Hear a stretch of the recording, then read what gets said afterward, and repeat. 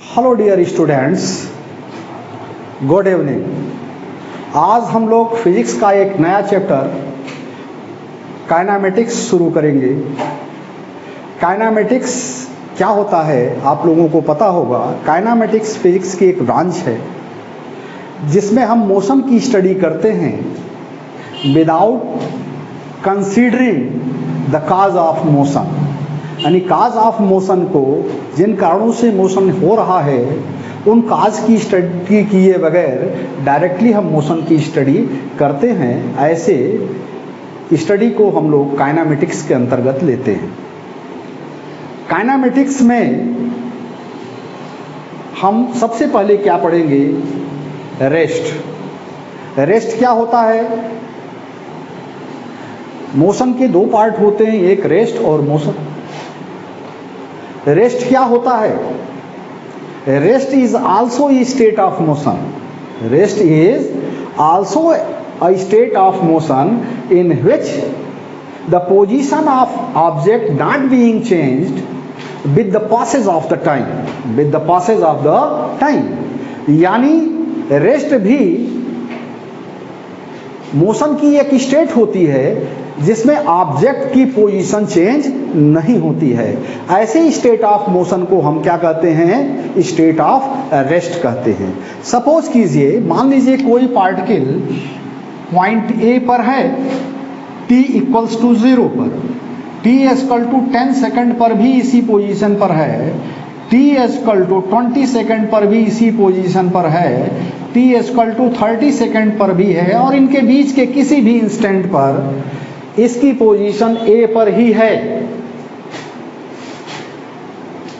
तो we say that object is at rest since the position of object not being changing with the passage of the time, with the passage of the time। चूंकि time के बीतता जा रहा है और position remains the same, remains unaltered। Why?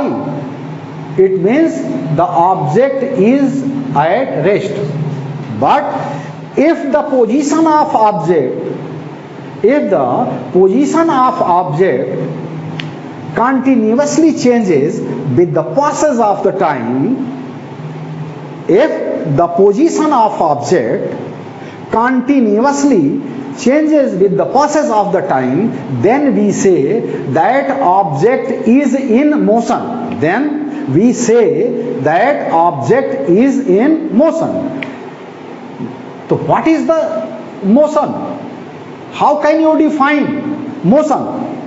Motion कैसे define करेंगे? हम डिफाइन करेंगे, अगर किसी ऑब्जेक्ट की position with respect to time लगातार चेंज हो रही है तो हम क्या कहेंगे? हम कहेंगे कि ऑब्जेक्ट रेस्ट में है, ऑब्जेक्ट मोशन में है। और उसकी पोजीशन यदि नहीं चेंज हो रही है तो हम कहेंगे कि ऑब्जेक्ट रेस्ट है। तो रेस्ट को कैसे डिफाइन करेंगे? Rest is a state of motion in which the position of object does not changes with the passage of the time। इसी को आप क्या करेंगे? इसी को अगर आप लिख देंगे तो ये क्या हो जाएगा? स्टेट ऑफ रेस्ट होगा। What is the rest? If position of object does not change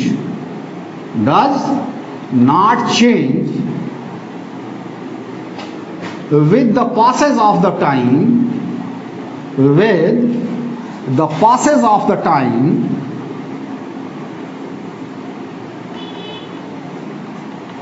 we say that object is in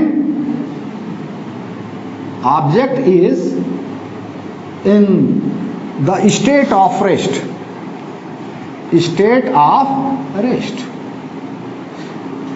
ये किसको हमने डिफाइन किया है? रेस्ट को। तो रेस्ट क्या है? रेस्ट मोशन की एक ऐसी स्टेट है जिसमें ऑब्जेक्ट की position with respect to passage of the time does not changes. क्योंकि ऑब्जेक्ट की पोजीशन समय के बीतने के साथ भी चेंज नहीं हो रही है, तो हम उसे क्या कहेंगे? स्टेशनरी कहेंगे या रेस्ट में कहेंगे। तो मोशन क्या होता है? कुछ नहीं करना है, यहीं पर आप मोशन लिख दें और डिफाइन कर लें। क्या करेंगे? If the position of object, यहां पर क्या लिख देंगे? If the position of object is continuously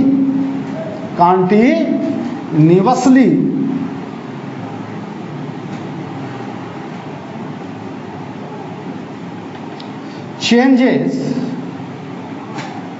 with the passage of the time, the object is said to be in the state of motion। यानी सिर्फ नॉर्मल थोड़ा सा आप चेंज कर देंगे तो वो स्टेट ऑफ रेस्ट से स्टेट ऑफ मोशन में चला जाएगा। क्या है? If the position of object is continuously changing with respect to the passage of the time, we say that object is in rest। कितना इंटरेस्टिंग है ना कि ऑब्जेक्ट रेस्ट में है, ऑब्जेक्ट मोशन में है।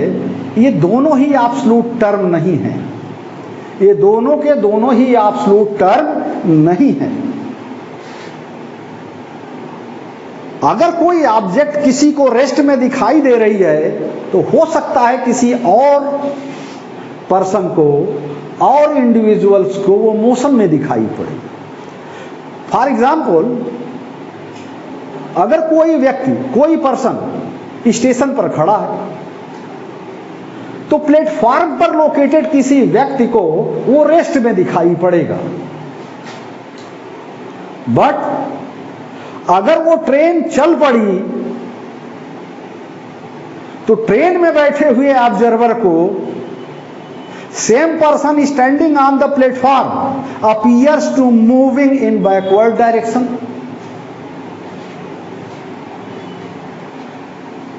पोजीशन ऑब्जेक्ट की सेम है, केवल पॉइंट ऑफ ऑब्जर्वेशन बदल गया, केवल पॉइंट ऑफ ऑब्जर्वेशन बदल गया। एक व्यक्ति प्लेटफॉर्म पे खड़ा होकर उस व्यक्ति को देख रहा है, उसकी पोजीशन को ऑब्जर्व कर रहा है। दूसरा व्यक्ति एक चलती हुई ट्रेन से उसकी पोजीशन को ऑब्जर्व कर रहा है। दोनों को अलग अलग चीजें दिखाई पड़ रही हैं। आप में से सभी ने, मैं सोचता हूं कि ट्रेन की यात्रा का कभी न कभी एंजॉय किया ही होगा और आपने इस फेनामेना को देखा होगा। आप भले आप प्लेटफॉर्म पे न देखे हों, लेकिन आप देखते होंगे कि ट्रेन जा रही है तो मार्ग में आने वाले पेड़ जो है वो बड़ी तेजी से पीछे जाते हुए दिखाई पड़ते हैं। इट मीन्स हमें वो पेड़ क्या करते, कैसे प्रतीत होते हैं, कैसे अपीयर होते हैं? As they are fast moving in backward direction. But the observation of man in the garden or on the ground, the trees are stationary. Trees are stationary. It means अगर हम अलग अलग फ्रेम में observe करेंगे तो same चीज अलग अलग स्टेट ऑफ मोशन में दिखाई पड़ेगी। सपोज कीजिए आप अपने अंकल के साथ बाइक पर बैठे चले जा रहे हैं। अगर आपको पॉइंट ऑफ ऑब्जर्वेशन मान लिया जाए, यानी आप मोशन को ऑब्जर्व कर रहे हैं, तो आप देखेंगे कि सड़क आपसे पीछे चलती चली जा रही है, आसपास के पेड़ वगैरह पीछे चलते चले जा रहे हैं, ट्रीज जो होंगे, जो आपके फील्ड्स हैं, वो सब पीछे चली जा रही हैं। बट आपके अंकल आपके जस्ट उतनी ही डिस्टेंस पर बैठे नजर आ रहे हैं, इट मीन्स अगर कोई सड़क से या फील्ड से आपको देखे तो आपके अंकल मूवमेंट में दिखाई पड़ेंगे, but with respect to you your uncle is stationary because neither distance nor direction being change with respect to you. It means motion की स्टडी करने के लिए हमें एक फ्रेम ऑफ रेफरेंस का सिलेक्शन करना बहुत ही आवश्यक होता है। अगर किसी मोशन की स्टडी हम करेंगे तो डेफिनेटली हमको एक फ्रेम ऑफ रेफरेंस को सेलेक्ट करना पड़ेगा और उसके फ्रेम में ही हम बता सकते हैं कि ऑब्जेक्ट रेस्ट में है या मोशन में। उस फ्रेम ऑफ रेफरेंस क्या हो सकता है? कोई पॉइंट हो सकता है। मान लीजिए कि कोई ऑब्जेक्ट जो है वन डायमेंशनल मोशन कर रहा है, तो कोई पॉइंट जो होगा वो फ्रेम ऑफ रेफरेंस हो सकता है। इसे आप ओरिजिन चूज कर सकते हो। किसी पॉइंट को ऑब्जर्वेशन पॉइंट या ओरिजिन या रेफरेंस पॉइंट चूज कर सकते हो और विद रिस्पेक्ट इसके देखोगे कि उसके ऑब्जेक्ट के पोजीशन में क्या इस पॉइंट से उसकी डिस्टेंस में कोई परिवर्तन, कोई चेंजेस आ रहा है। अगर लगातार चेंजेस आ रहा है तो हम कहेंगे कि ऑब्जेक्ट मोशन में है और वन डायमेंशनल मोशन में। लेकिन कोई ऑब्जेक्ट अगर कर्व पाथ पे जा रहा है यूं, तो डेफिनेटली किसी पॉइंट के विद रिस्पेक्ट में इसकी पोजीशन को बता पाना हमारे लिए संभव नहीं होगा। ऐसी स्थिति में हमारे पास दो रास्ते होते हैं। पहला रास्ता क्या होता है, इस पॉइंट को इनिशियल पॉइंट या ओरिजिन मान लें और यहां से जाने वाली किसी लाइन को रेफरेंस लाइन मान लें। इस पॉइंट को क्या मान लें, ओरिजिन मान लें और यहां से जाने वाली किसी लाइन को हम क्या मान लें, रेफरेंस लाइन मान लें। और किसी पॉइंट को पोजीशन को, किसी पॉइंट की पोजीशन को ओरिजिन से डिस्टेंस और लाइन से एंगल के टर्म्स में रिप्रेजेंट करें तो ये पॉसिबल होगा। देखिए, जैसे इस पोजीशन को अगर हम देखना चाहते हैं तो क्या है, इसकी डिस्टेंस ये सपोज कीजिए आपकी r1 है और इस लाइन से एंगल थीटा है, तो इसकी पोजीशन को r1 थीटा हम लिख देंगे।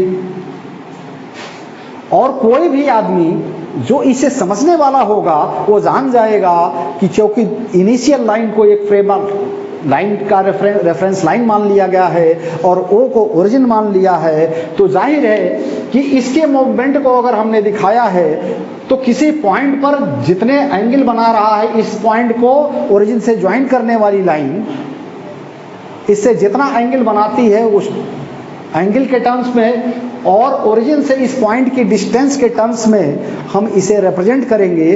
तो इस रिप्रेजेंटेशन को हम लोग क्या कहते हैं, पोलर कोऑर्डिनेट्स। ऐसे वेरिएबल्स को यानी डिस्टेंस, पॉइंट की डिस्टेंस और रेफरेंस लाइन से एंगल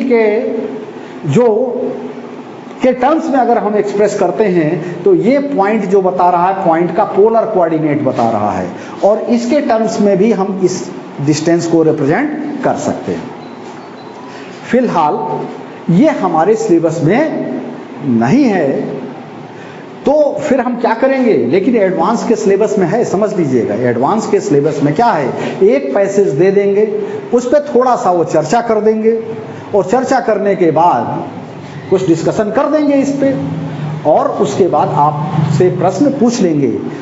पैसेज मीन्स कंप्रीहेंशन होता है। कंप्रीहेंशन मीन्स आप कितनी आसानी से किसी चीज़ को अंडरस्टैंड कर सकते हैं, समझ सकते हैं।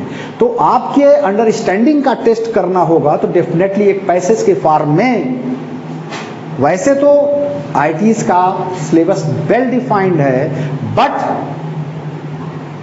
पैसेज के माध्यम से वो फ्रीडम ले लेते हैं जो कोर्स में नहीं होता है वो भी कोर्स में आ जाता है, उसका एक शॉर्ट डिस्क्रिप्शन दे देंगे, उसके बारे में कुछ आपको समझा देंगे और तुरंत उस पर एक क्वेश्चन बना लेंगे, तो देखेंगे कि आप नए टॉपिक पर किस तरीके से रिएक्ट करते हैं और किस तरीके से सोचते हैं। तो आपकी अंडरस्टैंडिंग की टेस्ट लेने के लिए इस टाइप के सवाल आपके सिलेबस में न होते हुए भी सिलेबस में हो सकते हैं, ये चीज़ ध्यान रखिएगा। अब आते हैं हम लोग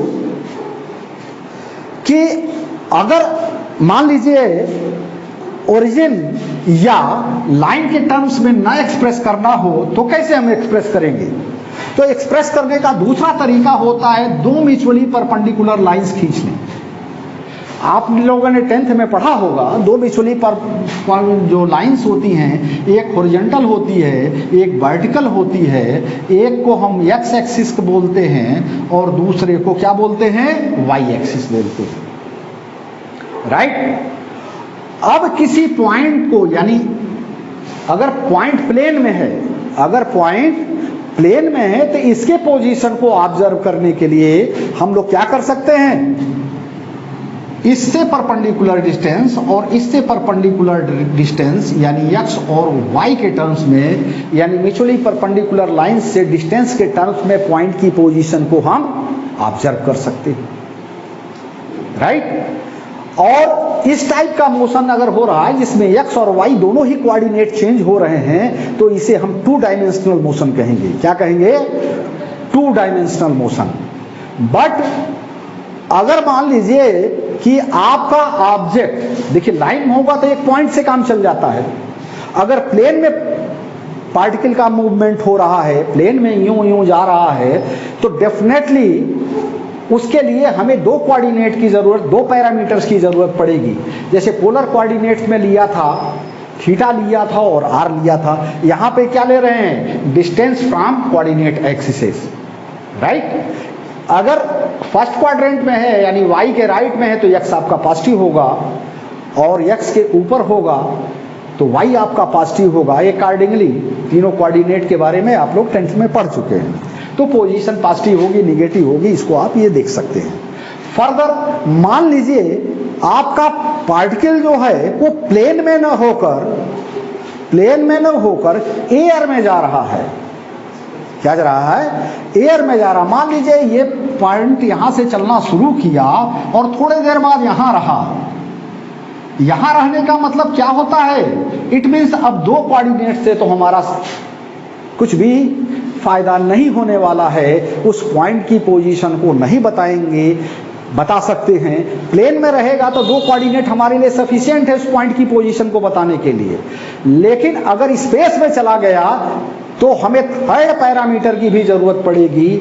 और थर्ड पैरामीटर क्या होगा? तीन म्यूचुअली परपेंडिकुलर एक्सिसेस हो सकते हैं और उनको जो हम रिप्रेजेंट करेंगे वो यूं कर सकते हैं।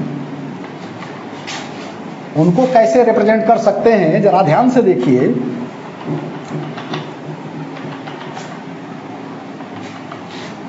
अगर उनको हम कैसे रिप्रेजेंट कर सकते हैं? एक कोऑर्डिनेट एक्सिस हमारा ये हो गया, दूसरा कोऑर्डिनेट एक्सिस हमारा ये हो गया और एक कोऑर्डिनेट एक्सिस ये हो गया। इसको आपने x मान लिया, इसको y मान लिया और इसको z मान लिया। अब हम इस पॉइंट की पोजीशन को हम न तो कोऑर्डिनेट एक्सिस से डिस्टेंस के टर्म्स में एक्सप्रेस करेंगे, न ओरिजिन से डिस्टेंस के टर्म्स में एक्सप्रेस करेंगे। अब हम कैसे एक्सप्रेस करेंगे? अब हम इसको जब एक्सप्रेस करेंगे डेफिनेटली कोऑर्डिनेट से प्लेन से डिस्टेंस के टर्म्स में एक्सप्रेस करेंगे। जैसे सपोज कीजिए ये पॉइंट यहां पर है स्पेस में, तो क्या करेंगे? इस पॉइंट से कोऑर्डिनेट एक्सिस यानी एक्स वाई प्लेन में, एक्स वाई प्लेन क्या होगा? एक्स वाई प्लेन ऐसा प्लेन होगा जिसमें x और y, देखिए सपोज कीजिए ये x है और ये y है। सपोज कीजिए ये x है और ये y है, तो ये दोनों से होकर जाने वाला प्लेन एक्स वाई प्लेन होगा। इसी तरीके से y और z से होकर जाने वाला प्लेन क्या होगा? yz प्लेन होगा। और z और x से जाने वाला प्लेन zx होगा। तो जाहिर है एक्स वाई प्लेन से जो डिस्टेंस होगी उसे हम क्या कहेंगे, जेड कोऑर्डिनेट कहेंगे। क्या कहेंगे, distance of the point from X Y plane is known as Z coordinate. Distance of point from Z X plane, ये क्या कहलाएगा, Y coordinate. And distance from क्या है, वाई जेड प्लेन, ये पॉइंट क्या हो जाएगा, ये एक्स कोऑर्डिनेट। एक्चुअली क्या है, ध्यान से देखिए, तो एक्स वाई प्लेन से जब हम डिस्टेंस लेते हैं तो वो जेड एक्सिस के पैरेलल हो जा रहा है। जब हम जेड एक्स प्लेन से डिस्टेंस लेते हैं तो वो वाई एक्सिस के पैरेलल हो जा रहा है। और अकॉर्डिंगली जब वाई जेड प्लेन से डिस्टेंस लेते हैं तो एक्स एक्सिस के एलांग मेजर हो रहा है, right.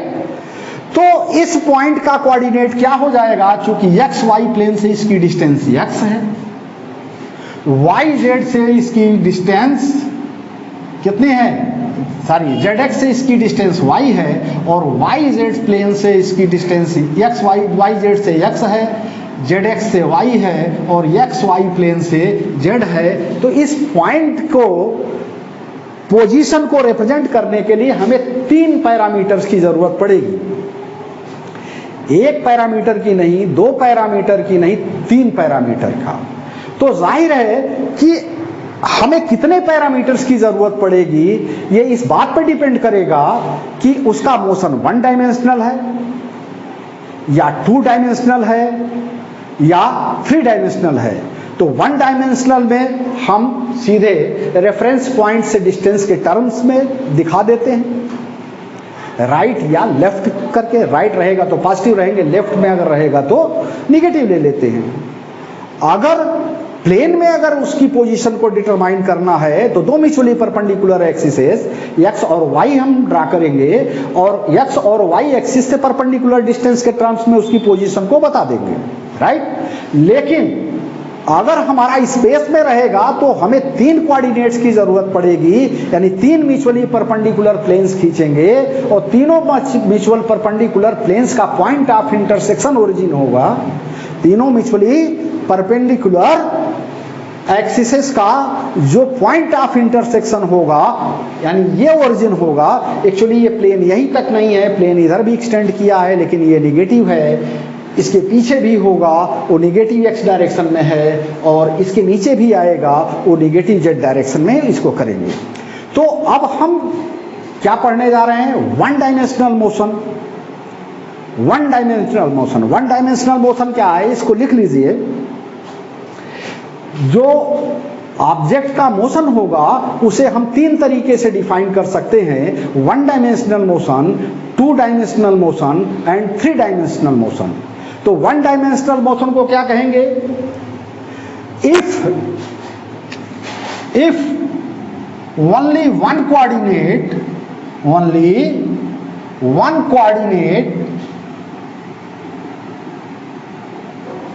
specifying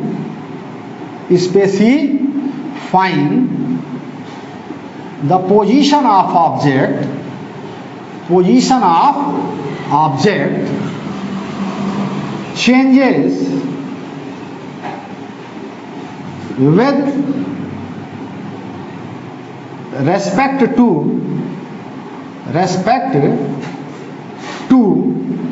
passes of the time,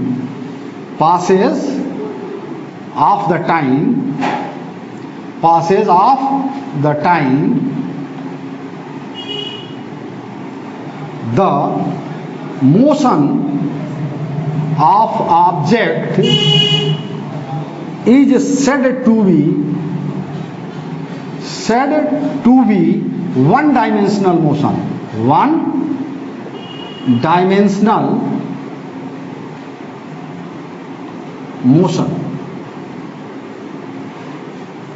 यानी अगर किसी पॉइंट की पोजीशन को स्पेसिफाई करने वाले कोऑर्डिनेट्स में 2 कांस्टेंट रहे, केवल एक कोऑर्डिनेट में चेंज हो, तो तो उसके मोशन को हम क्या कहेंगे, वन डायमेंशनल मोशन। सपोज कीजिए पॉइंट की पोजीशन को डिटरमाइन करने वाले 3 कोऑर्डिनेट हैं हमारे पास, एक्स वाई जेड। इनमें एक्स और जेड फिक्स हो और वाई चेंज हो रहा, तो वन डायमेंशनल मोशन। एक्स और वाई फिक्स है, जेड चेंज हो रहा है, तब भी वन डायमेंशनल मोशन। अगर जेड और वाई फिक्स है, एक्स चेंज हो रहा है, तब भी वन डायमेंशनल मोशन। कहने का मतलब क्या है, पॉइंट की पोजीशन को स्पेसिफाई करने वाले तीनों कोऑर्डिनेट में से 2 कांस्टेंट रहें और सिर्फ एक चेंज हो, तो हम क्या कहेंगे, one dimensional motion. 2 dimensional motion क्या हो जाएगा, ये क्या था, one dimensional motion. One dimensional motion ये क्या था, if only one coordinate specifying the position of object changes with respect to the time and other 2 remains constant. इसमें आप ऐड कर लेंगे अदर 2 रिमेन्स कांस्टेंट, थोड़ा सा चेंज कर लीजिएगा, इसमें कुछ ज्यादा अंतर नहीं है कि अगर केवल एक कोऑर्डिनेट, कहने का मतलब एक ही है लेकिन थोड़ा सा अच्छा लगेगा उसमें बोलने में। If only one coordinate specifying the position of the object changing with respect to the time and other 2 remains constant, the motion of the object is said to be one dimensional। फिर what is 2 dimensional motion, कुछ नहीं करना है, थोड़ा सा आप words का अंतर कर दीजिए, ये 2 डायमेंशनल मोशन क्या हो जाएगा, अब क्या कहेंगे, यहीं पे जहां 1 लिखा है इसी को कर दीजिए 2। If only 2 coordinates specifying the position of object it changes with respect to the time and other one remain constant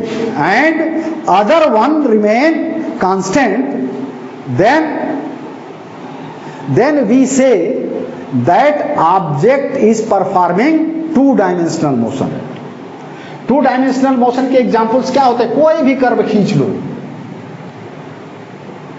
यानी आप डांस करोगे तो 2 डायमेंशनल मोशन करोगे। If you are dancing right, तो आप क्या करोगे, 2 डायमेंशनल मोशन। अब ऐसा नहीं कि स्ट्रेट डांस ही करो, आगे ही पीछे जाओ, ठीक, तो ऑसिलेटरी डांस हो जाएगा।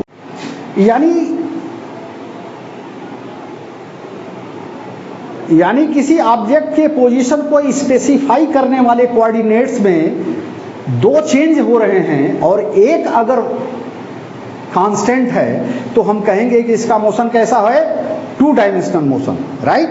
लेकिन इसका पाथ स्ट्रेट लाइन पाथ हो भी सकता है और नहीं भी हो सकता है।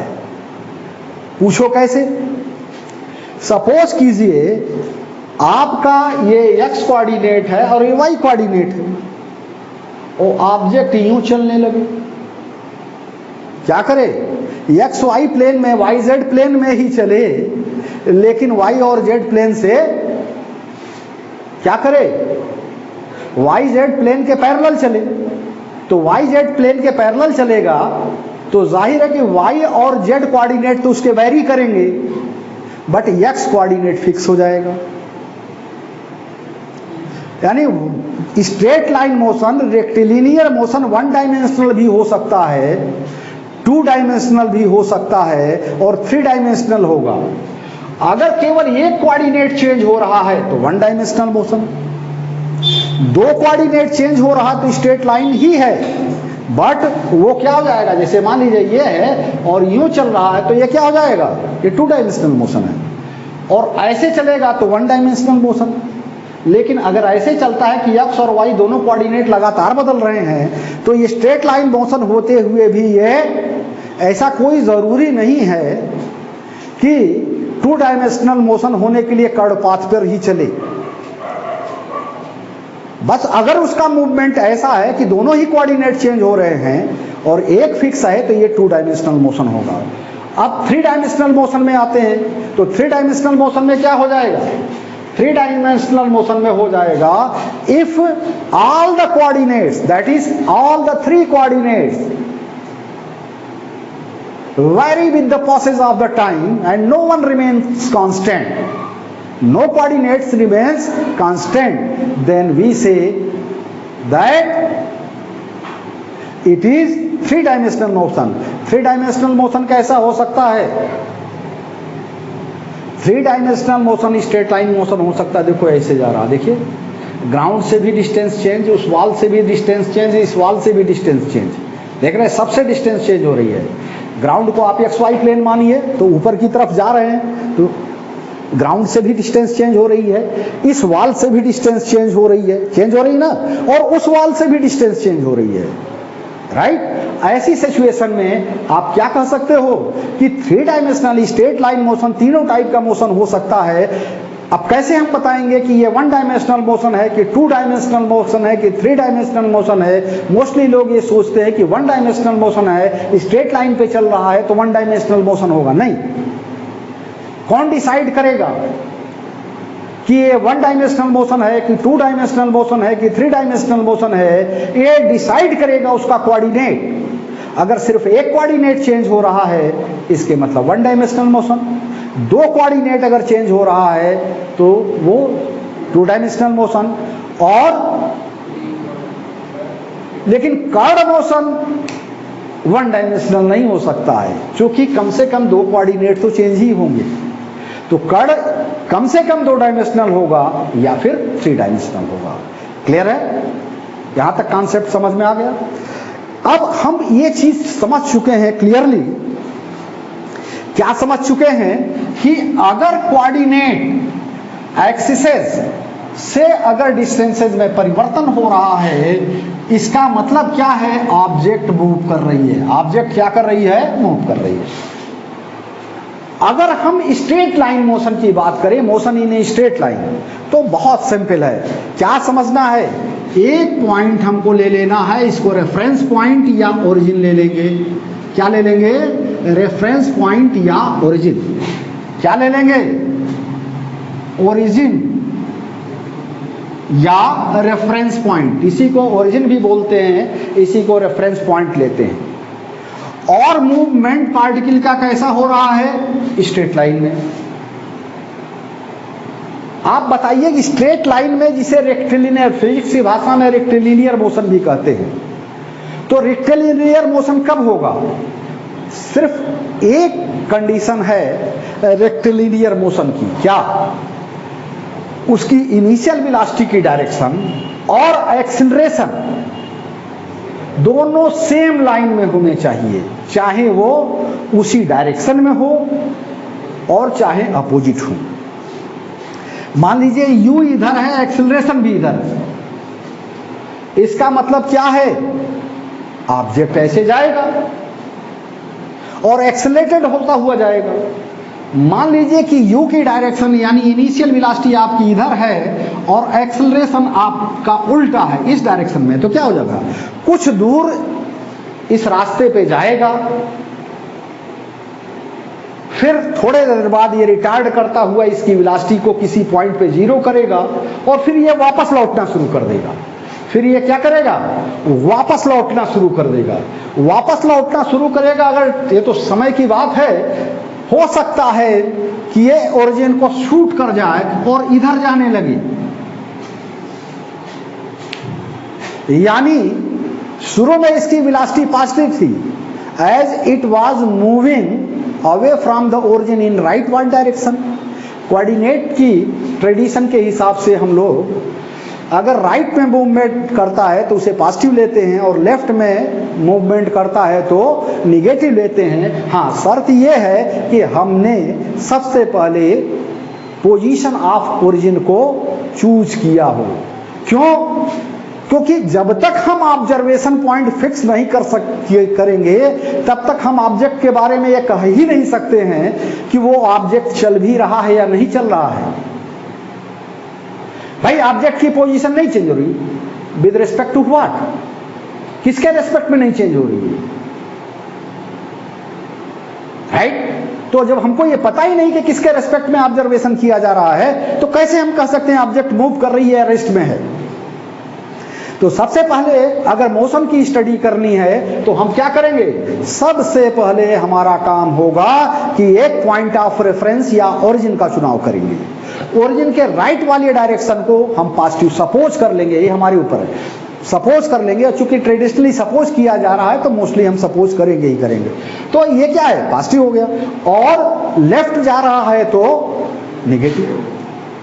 अब टर्म आता है डिस्प्लेसमेंट का, टर्म आता है डिस्प्लेसमेंट का। अब डिस्प्लेसमेंट क्या होगा, अगर कोई ऑब्जेक्ट एक पोजीशन से दूसरे पोजीशन पे जा रहा है, चेंज ऑफ पोजीशन हो रही है, मान लीजिए कि इनिशियली वो कहां पर था, x1 पे था, कब, t=t1 पर, और कुछ देर बाद ये कहां पहुंच गया, t=t2 पर, इसकी पोजीशन हो गई x2। तो चेंज इन पोजीशन क्या हो गया, चेंज इन पोजीशन, ये क्या हो गया, ये हो गया x2 माइनस x1, यानी final position minus initial position. अब मान लीजिए कांस्टेंट वेलोसिटी v से जा रहा है, अगर मान लीजिए कि ये कांस्टेंट वेलोसिटी v से जा रहा है और इस दौरान टाइम इंटरवल कितना इलैप्स किया है, टाइम इलैप्स्ड, टाइम इलैप्स्ड क्या है, t2 माइनस t1। टाइम जो इलैप्स कर गया है वो क्या है, t2 माइनस t1 है। तो हम क्या प्राप्त कर रहे हैं, एवरेज वेलोसिटी। क्या प्राप्त कर रहे हैं, एवरेज वेलोसिटी। एवरेज वेलोसिटी क्या होगा, change in position upon time interval, upon time interval. ये हो गया एवरेज वेलोसिटी। अब एवरेज वेलोसिटी क्या बताती है, एवरेज वेलोसिटी कभी ये हमें नहीं बताती है कि ऑब्जेक्ट किस तरीके से चल रहा है, वो लगातार मोशन है, कॉन्टिन्यूअस मोशन में है, या रुक रुक के चल रहा है। सपोज कीजिए आपको यहां से इलाहाबाद की जर्नी करनी है, आप बस पे बैठ गए, तो अगर आप यहाँ 12 बजे चले और 1 घंटे में अगर इलाहाबाद पहुंच गए तो आप कहेंगे बस 100 किलोमीटर प्रति घंटे की एवरेज स्पीड रही उसकी। लेकिन ये फैक्ट तो नहीं होगा, बस कॉन्टिन्यूअसली 100 से स्टार्ट होते ही नहीं चलनी होगी, और न रुकने से पहले वो 100 की स्पीड से चल रही होगी, और न इतनी अच्छी रोड है कि इस पे 100 की स्पीड से लगातार बस चल पाएगी। बीच में कहीं रुकी होगी, रोड भी एकदम सीधी नहीं है कि डायरेक्शन चेंज ना हुई हो, क्योंकि डायरेक्शन में भी अगर चेंज आ जाता तो एक तो स्ट्रेट लाइन मोशन नहीं होता जिसकी हम स्टडी कर रहे हैं, हम स्ट्रेट मान के चल रहे हैं, तभी इसकी स्पीड लगातार कम ज़्यादा हुई होगी, कहीं ना कहीं ब्रेक अप्लाई करना होगा, कहीं कोई चीज़ आ गई होगी, मार्केट आया होगा, वहाँ स्पीड स्लो हुई होगी, तो धीरे धीरे, यानी एवरेज वेलोसिटी हमको यह बताता है कि ऑन एवरेज उसने 1 घंटे में 100 किलोमीटर की डिस्टेंस ट्रेवल की है, एवरेज इसकी स्पीड ये है। तो क्या है, change in position upon time interval क्या हो जाएगा, एवरेज वेलोसिटी। लेकिन अगर T2 approaches to T1, T2 approaches to T1, definitely x2 will approaches to x1। अगर टाइम इंटरवल बहुत छोटा हो, टाइम इंटरवल बहुत छोटा हो, यानी T1 T2 की तरफ बढ़ रहा हो, या दूसरे शब्द में कह सकते हो कि T2 माइनस T1 अप्रॉक्सीमेटली 0 हो रहा हो। क्या हो रहा हो, T1 minus T2, T2 minus T1 क्या हो रहा हो, 0 हो रहा हो, तो डेफिनेटली x2 माइनस x1 भी 0 हो रहा होगा, x2 माइनस x1 भी 0 हो रहा होगा। It means change in position बहुत माइन्यूट है, यानी किसी पर्टिकुलर इंस्टेंट पर चेंज ऑफ पोजीशन निकालेंगे विद रिस्पेक्ट टू टाइम, तो इसे हम इंस्टेंटेनियस वेलोसिटी कहते हैं। क्या कहते हैं, इंस्टेंटेनियस वेलोसिटी कहते हैं, और इसको डिनोट करते हैं बी इंस्टेंट से। क्या हो जाएगा, T2 tends to T1, x2 minus x1 upon T2 minus T1। Definitely जो x2 माइनस x1 बहुत छोटी क्वांटिटी होगी, क्या होगी, बहुत छोटी क्वांटिटी होगी, तो इसको रिप्रेजेंट हम कर सकते हैं dx से, राइट। और T2 माइनस T1 भी अगर लगभग 0 के अराउंड हो रहा है तो ये क्या हो जाएगा, अब इसी क्वांटिटी को हम differentiation of position with respect to time यानी वेलोसिटी कहते हैं। Time rate change of position it is known as velocity, it is known as velocity. तो इसके मतलब क्या है, अगर बड़ा टाइम इंटरवल हो और चेंज इन ऑफ पोजीशन हमें मालूम हो तो हम एवरेज वेलोसिटी निकाल सकते हैं।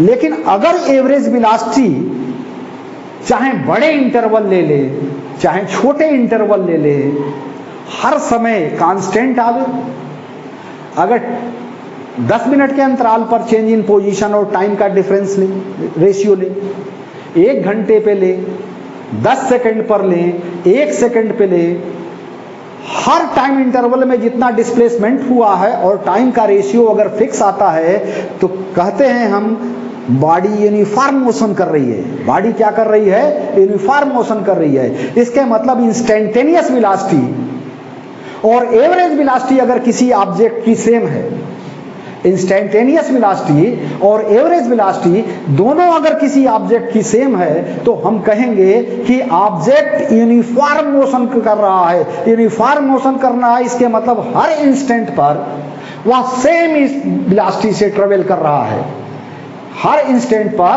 वह शर्त कब है, इंटरवल चाहे हम बड़ा चूज करें चाहे इंटरवल छोटा चूज करें, हर दशा में चेंज इन पोजीशन और चेंज इन टाइम का रेशियो अगर कांस्टेंट आता है तो हम कहेंगे ये यूनिफॉर्म मोशन है। बट अगर इसका उल्टा हो गया, इक्वल इंटरवल ऑफ टाइम में अनइक्वल डिस्प्लेसमेंट हो जाए तो हम कहेंगे कि ऑब्जेक्ट वेरिएबल वेलोसिटी से चल रहा है। अब वेरिएबल में उसका कोई घट भी सकता है, बढ़ भी सकता है। क्लियर है ना। अब इसके अलावा ऑब्जेक्ट की वेलोसिटी पॉजिटिव है या निगेटिव है, डिस्प्लेसमेंट पॉजिटिव है या नेगेटिव है। डिस्प्लेसमेंट क्या होता है,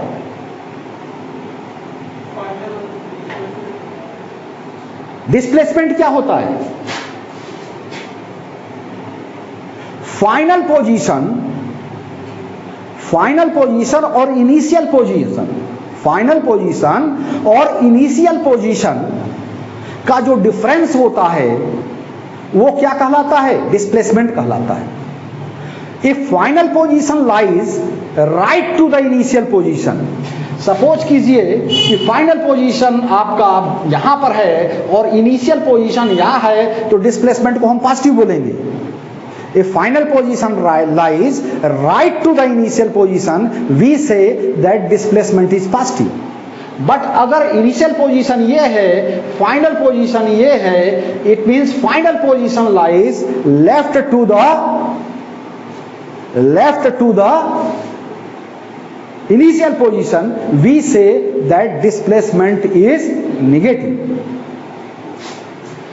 और अगर फाइनल पोजीशन और इनिशियल पोजीशन कंसाइड कर जाए इसके मतलब डिस्प्लेसमेंट इज जीरो, यानी displacement is the shortest route adopted by an object while traveling from initial position to final position. It is a vector quantity. इसकी डायरेक्शन इनिशियल पॉइंट से final point की तरफ होती है। इसकी डायरेक्शन किधर होती है, इनिशियल पॉइंट से फाइनल पॉइंट की तरफ होती है। और इसका मैग्नीट्यूड क्या होता है, इनिशियल और फाइनल पॉइंट के बीच की डिस्टेंस होती है। तो किसी पॉइंट का डिस्प्लेसमेंट उसकी एक्चुअल मूवमेंट को नहीं बताता है। जैसे एवरेज वेलोसिटी उसके एक्चुअल मोशन के स्टेट को नहीं शो करता है, उसी तरीके से किसी ऑब्जेक्ट का डिस्प्लेसमेंट जो होता है ये नहीं शो करता है कि पार्टिकल ने कौन सा रास्ता एडॉप्ट किया है। मान लीजिए आप ए से चले और बी तक पहुंचे तो आपके पास पहुंचने के बहुत रास्ते हैं। अगर शॉर्टेस्ट रूट से गए हैं तो आपका क्या हो जाएगा, डिस्टेंस ट्रेवल्ड जो होगा वो डिस्प्लेसमेंट के बराबर होगा। अगर आप मान लीजिए आप डांस करते हुए यहाँ आ गए तो आपके द्वारा जो डिस्क्राइब्ड लेंथ ऑफ पाथ है वह इससे ज्यादा है। इसके मतलब क्या है, इसका मतलब यह है कि आपका एक्चुअल लेंथ ऑफ पाथ जो है आपने ज्यादा ट्रेवल किया है, तो एक्चुअल पाथ ऑफ लेंथ को डिस्टेंस कहते हैं और इनिशियल से फाइनल पोजीशन के बीच की डिस्टेंस को क्या बोलते हैं हम लोग, अब इसके बारे में रेस्ट चर्चा नेक्स्ट वीडियो में करेंगे। Thank you.